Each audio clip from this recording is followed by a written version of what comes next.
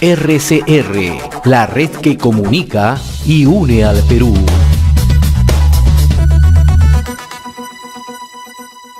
Seguimos en sintonía a través de Enlace Regional RCR, red de comunicación regional, ¿no? Bien, tras la juramentación y primer mensaje a la nación del presidente Francisco Sagasti, vamos a dialogar con Miguel Ángel Ibarra. Él es politólogo, analista en temas políticos, un poco para perfilar cuál es el horizonte, ¿no?, de este gobierno de transición, ¿no?, gobierno que tendrá la conducción del país hasta julio del 2021. Miguel Ángel, qué gusto saludarte, gracias por atender la comunicación, muy amable. Gracias, José, por la invitación de la misma forma a tu programa. Bueno, ¿cómo perfilas tú ya hacia adelante luego de el primer discurso, el primer mensaje a la nación del presidente Francisco Sagasti, luego de la crisis que hemos tenido en los últimos días, ¿no? Bueno, creo que antes que nada hay que lamentar la muerte de los jóvenes que han estado en estas protestas innecesarias realmente, mucho pesar por ello. Y yo creo que el mensaje del presidente del Congreso y presidente de la República, en realidad, ha sido un mensaje conciliador porque lo que está buscando es aquello que necesita el país en este momento, que es tranquilidad. Tranquilidad porque se viene la aprobación del presupuesto para el año 2021, importantísimo. Tranquilidad porque hay un proceso de transición democrática que hay que garantizar para mantener la estabilidad en el proceso. Tranquilidad porque necesitamos ese consenso entre fuerzas políticas para poder pasar este desagradable momento. De verdad, es increíble cómo el escenario político del país ha cambiado radicalmente. Hoy las minorías gobiernan el Congreso en una especie de democracia inversa, en el cual literalmente con la fuerza de la calle cambia el escenario político. Hay temas que hay que mejorar en nuestra democracia, cierto, muy adolescente todavía. Creo que nuestra institucionalidad ha sufrido un duro golpe, en el sentido de que los procedimientos propios de la sucesión de mando de carácter constitucional no se han mantenido en la perspectiva programada. Pero creo también que nos da un mensaje al país, ¿no? Un mensaje en el cual nos dice que hay un Congreso desconectado de la ciudadanía, que no logró ser el representante idóneo que la ciudadanía quería respecto a las demandas más específicas. Es un Congreso que nació mal en realidad y termina mal. Es lastimoso decirlo, pero realmente lo que empieza mal termina mal, y este Congreso es el reflejo de eso. Ahora, otro aspecto que abordó el presidente Francisco Sagasti es que este último quinquenio ha sido muy destructivo para la política, ¿no?, entre todos sus actores, ¿no?, y como bien tú lo notas, llama a la reconciliación, ¿no?, pero llama también a mirar los errores y proyectar las salidas, ¿no? ¿Cuál crees tú que en ese horizonte va a ser la relación que mantenga Ejecutivo y Legislativo hacia adelante? Bueno, hay que tener en consideración que el presidente de la República proviene del Poder Legislativo. Tiene una bancada, aunque minoritaria, que la representa y tiene un conjunto de votantes que han creído, confiado en su lista congresal como tal, en su plancha presidencial. Entonces, es importante tener en consideración, creo que hay tres elementos que van a ser importantes en este proceso. Lo primero es la voluntad política que demuestren los grupos parlamentarios que representan a los partidos políticos en el Congreso para afrontar otras reformas. La constitucional, que es un tema que ya se viene, el tema de cómo afrontar la política post-COVID económica, básicamente, y de reinserción del tema laboral. Y lo tercero es cómo vamos a afrontar aquellos cambios estructurales institucionales, como el tema del tribunal y otras reformas que se vienen que no han sido profundizadas por este Congreso. En el otro ámbito, tiene el ámbito puro de la representatividad. El Congreso tiene que entender que está dislocado de la realidad nacional y que el conflicto social que se ha producido viene a raíz de este dislocamiento entre lo que requiere verdaderamente el elector y lo bello del ciudadano común y corriente, con lo que el Congreso piensa que está haciendo en favor de ellos.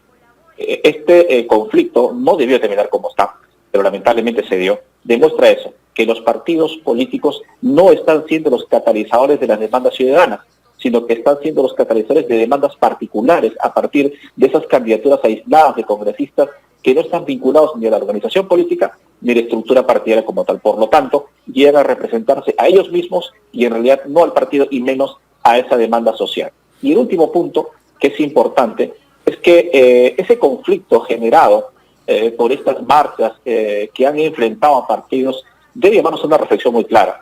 En tiempos de crisis, es cuando los líderes políticos deben demostrar esa solvencia moral, ese espíritu de desprendimiento en el cual el país está primero. Hubiera sido importantísimo, por ejemplo, que en esta crisis los principales líderes políticos de los partidos que aspiran a las elecciones de 2021 se hubieran pronunciado y hubieran llamado a un consenso, a la paz, a la tranquilidad, al reordenamiento, pero ninguno lo hizo. Cada quien esperó a ver cuál era la suerte que pasaba, a ver cuánto sacaba de ventaja este conflicto para las elecciones que vienen en 2021. Y eso sí me parece una falta de compromiso. Los partidos tienen que demostrar en todo momento, y sobre todo en las crisis políticas, que son capaces de poder construir esos consensos en favor del país. Ningún partido que postule en 2021 tuvo, digamos, esa preocupación por pronunciarse y por llamar al diálogo y decir, vamos a dejar un poco el tema violento porque no es la forma de solucionar el problema, vamos a juntarnos y decirle al Congreso rectifique, cambie, mejore, reordene. Eso no pasó y es un tema que sí preocupa porque son esos partidos los que van a postular al gobierno en este 2021. Estamos dialogando con Miguel Ángel Ibarra, politólogo, analista en temas políticos, ¿no?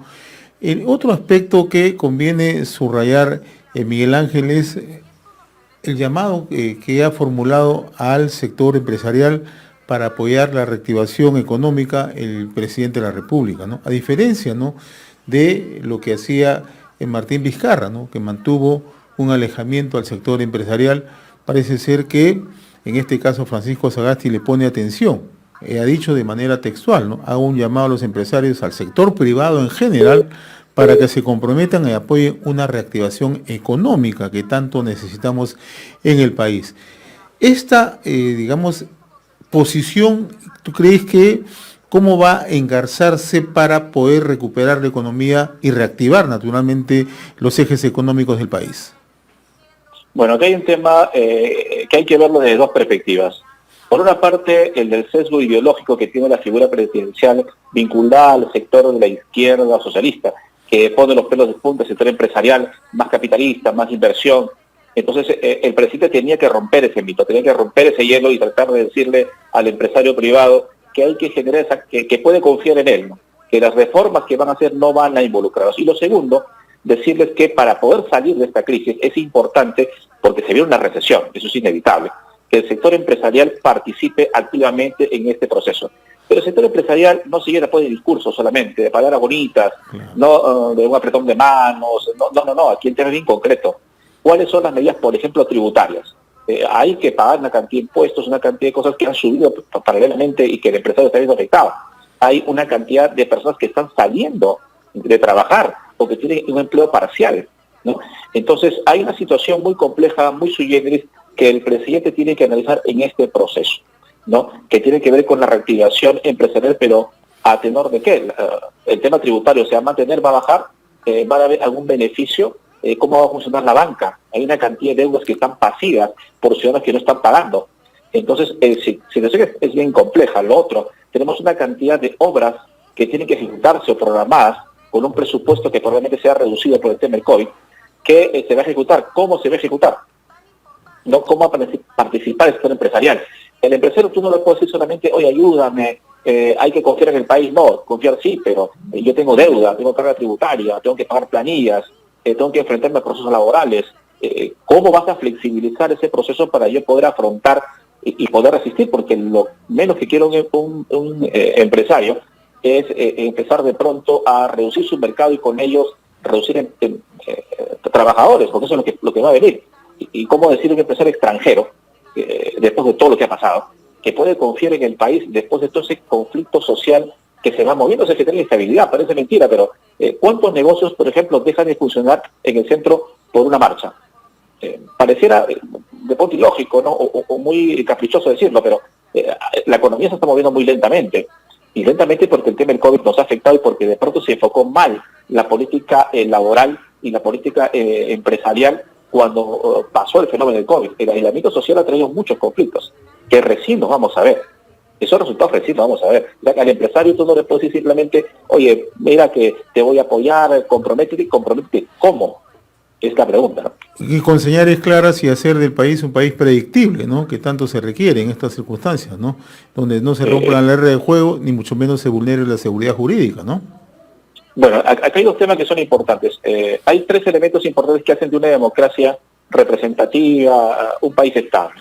El primero es la vigencia del Estado de Derecho. Tú no puedes cambiar la regla de juego a cada rato. Tienen que ser firmes y permanentes. Lo segundo, que la estabilidad política te permite tener lo que tú dices, predictibilidad. Es decir, que el escenario no va a cambiar y que de alguna otra manera aquellas inversiones a largo o mediano plazo van a mantener esa perspectiva de crecimiento. Y lo tercero es que ese crecimiento sostenido en el marco del Estado de Derecho, lo que va a brindar al ciudadano es estabilidad, empleabilidad y con todo eso impuestos. ¿Por qué? Porque, caramba, no construimos un puente, un hospital o afrontamos una política contra el COVID solamente con la palabra. Los impuestos, los recursos con los que el Estado opera, vienen de la empresa privada, de los impuestos que se le cobran. Entonces, es un tema que es una cadena que involucra a todos. Cada decisión que tome el presidente por eso es importante. Hemos asistido a un escenario muy complejo. 4 presidentes en menos de 5 años. La verdad es un tema que habla mucho sobre inestabilidad, ¿no? Para finalizar, también el llamado que ha hecho el presidente Sagasti es un llamado a trabajar unidos y dejar los rencores, ¿no? Pero como bien tú anotas, las reglas tienen que ser lo suficientemente claras. Somos un país polarizado en este momento, ¿no? ¿Cómo nos reconciliamos? Bueno, en principio yo creo que hay 3 cosas que los partidos tienen que entender. Tener muchos partidos corriendo con programas similares no es un buen síntoma. Si tú revisas los planes de gobierno, los similares de los partidos que participan son muy similares. Quizás podrían no polarizarse o atomizarse al punto que están de tener 25, sino reducirse de pronto a 5 o 6. Pero es un tema que democráticamente tiene que desarrollarse. Lo segundo es que no hay esa visión de país, ese compromiso de Estado de los partidos. Podemos tener discrepancias ideológicas, quizás programáticas, pero hay ciertas líneas maestras que son políticas de Estado en el cual los partidos tienen que involucrarse y aceptar las reglas de juego.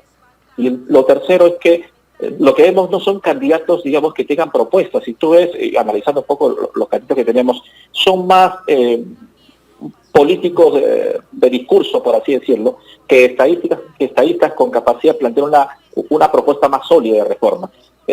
Por ejemplo, como te decía anteriormente, ninguno de los líderes políticos que tenemos postulando al señor presidencial ha tenido la iniciativa, por ejemplo, de reunirlos a todos y decir, vamos a parar este conflicto. La elección viene corta en abril de 2021. ¿Qué priorizamos? ¿Qué es importante para el país? Eso demuestra madurez política, eso demuestra compromiso social. Pero cuando tú ves que ninguno se preocupa, lo que significa pues es que cada quien está buscando cómo mojar el agua para su molino de lo que quede. O sea, vamos a ver quién queda vivo y dependiendo cómo queda nos acomodamos. Y eso no funciona así. Eso dice mucho de la calidad política que tenemos. El presidente tiene razón en eso. Hay que consensuar, hay que coordinar, pero hay que también comprometerse, no solamente de palabra, hay que demostrar con actos eso, ¿no? Miguel Ángel Ibarra, como siempre, muy reconocido por esta comunicación con RCR, Red de Comunicación Regional. Ha sido grato conversar contigo. Un fuerte abrazo. Gracias, lo mismo. RCR, la red que comunica y une al Perú.